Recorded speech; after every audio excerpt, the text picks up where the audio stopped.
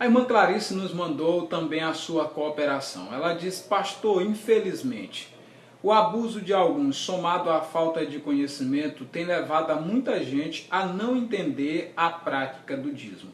A pergunta da irmã Clarice é a seguinte: pastor Francisco, por que as igrejas cristãs ensinam os seus fiéis a praticar o dízimo?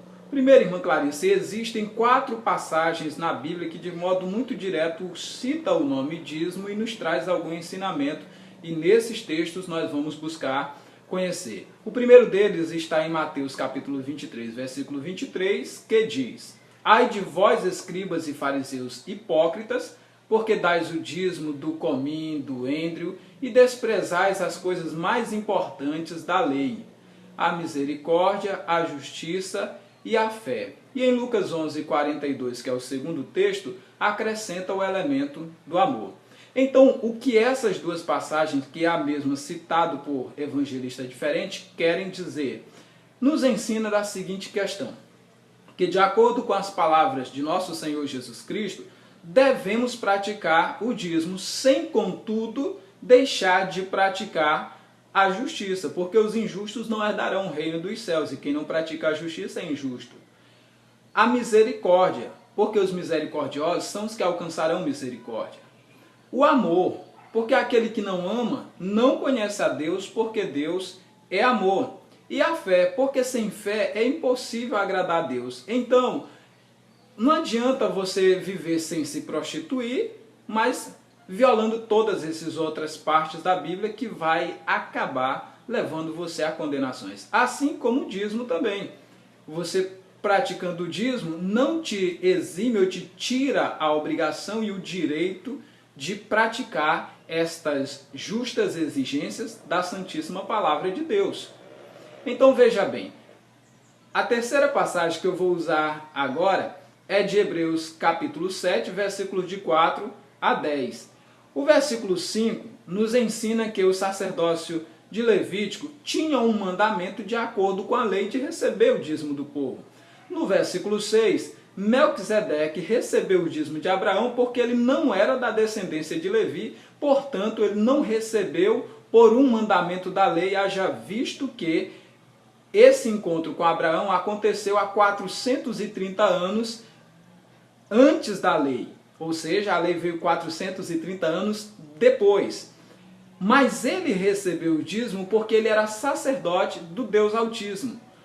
O versículo 7 já vai nos ensinar o que o dizimista ele é abençoado por aquele a quem ele dedica os seus dízimos. O verso 8 nos ensina que os levitas tinham um sacerdócio passageiro porque eram impedidos pela morte de continuar recebendo os dízimos do povo e, por consequência, exercendo todos os demais ônus e bônus do seu ofício de sacerdócio.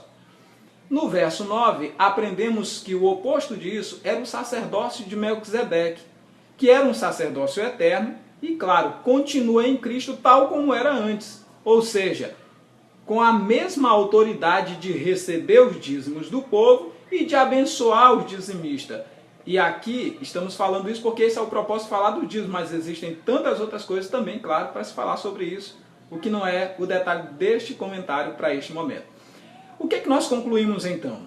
Com todas as evidências bíblicas que agora eu e você temos em mãos, nós não podemos, por outro lado, como dizimistas, nos vangloriar ou achar que nós somos mais santos ou merecedor das bênçãos de Deus do que as outras pessoas que não praticam o dízimo. Isso é um problema que elas têm para resolver com Deus. O seu é continuar servindo ao Senhor. E o bom exemplo disso, nós temos em Lucas 18, a partir do versículo 12, quando um homem começa a se gloriar porque ele dá o dízimo e a outra pessoa não, porque ele ora e a outra pessoa não, porque ele jejum e a outra pessoa não. Estava fazendo uma porção de coisas certas, mas fez agora uma totalmente errada, que é usar a sua forma de viver para Deus, para se exaltar sobre os outros. E um dos mandamentos da palavra é não ter fé em nosso Senhor Jesus, o Senhor da glória, ao fazer acepção de pessoas e principalmente se exaltar, pois os que se exaltam serão humilhados. A outra lição que aprendemos é que o dízimo foi antes da lei. Posteriormente, como estudamos, foi incorporado na lei. E foi também depois da lei restabelecido.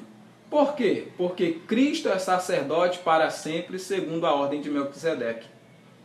O dízimo foi antes da lei, posterior à lei ele foi incorporado lá e foi restabelecido depois da lei, porque Cristo é sacerdote para sempre, segundo a ordem de Melquisedeque.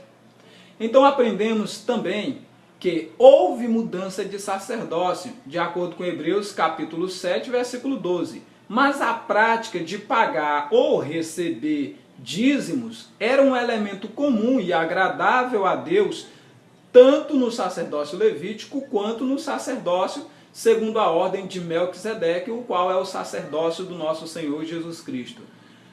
No Novo Testamento não há nenhum outro texto bíblico que sirva de evidência para alguém renunciar à prática do dízimo. Os que assim o fazem, fazem por contenda ou fazem simplesmente porque são contra tudo aquilo que diz respeito à fé evangélica e tenta nos condenar de alguma forma, mas sabemos que o nosso acusador e dos nossos irmãos nós já o conhecemos muito bem. Quanto a você, meu irmão, cumpra o propósito de Deus na sua geração. Para isso fomos chamados. Fazer em amor a vontade de Deus. Ame ao Senhor teu Deus com toda a tua alma, com toda a tua força e com todo o teu entendimento. Deus te abençoe e te guarde. Valeu, irmã Clarice, pela contribuição. E eu gostaria de encorajar a você também a deixar aqui abaixo desse vídeo a sua pergunta para ser o tema do nosso próximo vídeo. Deus seja contigo.